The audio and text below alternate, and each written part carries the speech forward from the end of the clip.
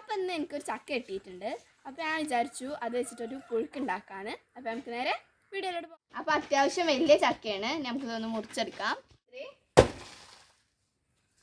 ചക്ക 2 മുറിയാക്കിയിട്ടുണ്ട്. നമുക്കിത് പുഴുക്കിനനുസരിച്ച് കട്ട് ചെയ്തെടുക്കാം.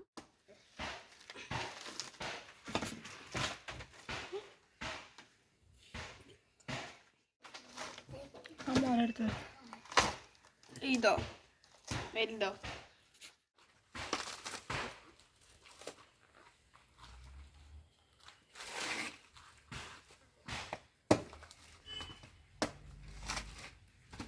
ഈ ഒരു പരുവത്തിലാണ് നമ്മൾ കൂട്ടാൻ വേണ്ടി കട്ട് ചെയ്തെടുക്കണേ.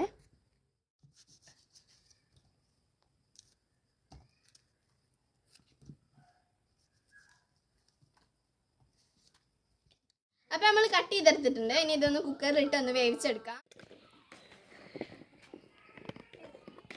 കുറച്ച് മഞ്ഞൾപ്പൊടി ഇട്ട് കൊടുക്കാം. കുറച്ച് വെള്ളം കൂടി ഒഴിച്ചു കൊടുക്കാം. നമുക്ക് അതിക്ക് വേണ്ട തേങ്ങ ചിരകി എടുക്കാം.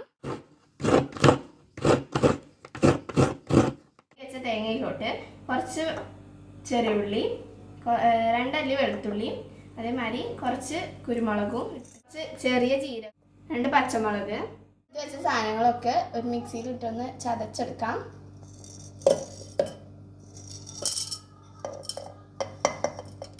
ആവശ്യത്തിനുള്ള വെള്ളം കൂടി ഒഴിച്ചു കൊടുക്കാം. ചക്ക നന്നായി വെന്ത് വന്നിട്ടുണ്ട്. ഇനി നമ്മൾ നേരത്തെ അരച്ച് വെച്ച അരപ്പ് ചേർത്ത് കൊടുക്കാം.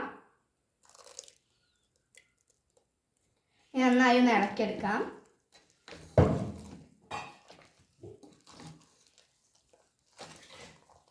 ഇതൊരു തള വരുന്നവരെ ഗ്യാസ് വെച്ചിട്ട് ഒന്നുകൂടി തിളപ്പിച്ചെടുക്കാം. ഇനി നമ്മൾ ഒരു പാത്രത്തിലോട്ട് എണ്ണ ഒഴിച്ചു കൊടുക്കാം. അതിലോട്ട് കുറച്ച് കടുക് ഇട്ട് കൊടുക്കാം. പൊട്ടി വരുമ്പോൾ അതിലോട്ട് വറ്റൽ മുളക് ഇട്ട് കൊടുക്കാം. അതുപോലെ തന്നെ കറിവേപ്പില ഇട്ട് കൊടുക്കാം. നമ്മൾ ഉണ്ടാക്കി വെച്ച ഈ കൂട്ട് ചക്ക പുഴുക്കിലോട്ട് ഇട്ട് കൊടുക്കാം.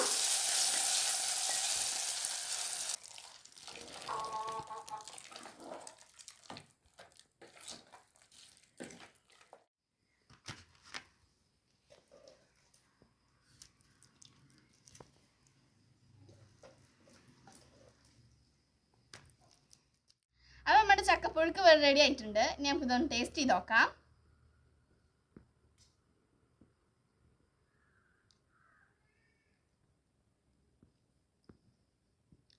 അടിപൊളിയാണ്, നല്ല ടേസ്റ്റ് ഉണ്ട്.